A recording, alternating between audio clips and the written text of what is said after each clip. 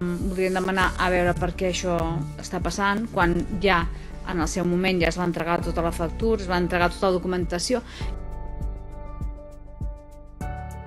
i al fer referència a això, no? En tenir cura del rec, en no malbaratar l'aigua, doncs ens ha fet també pensar en el que va passar aquesta mateixa setmana. I voldríem demanar un informe als tècnics de la casa, doncs, com es va procedir. Jo sé que va haver-hi una avaria, és ok, però que l'avaria va passar a les 5 de la tarda i em sembla que fins a l'endemà al dematí no es va poder arreglar. L'aigua sortia, brollava, no sortia, brollava,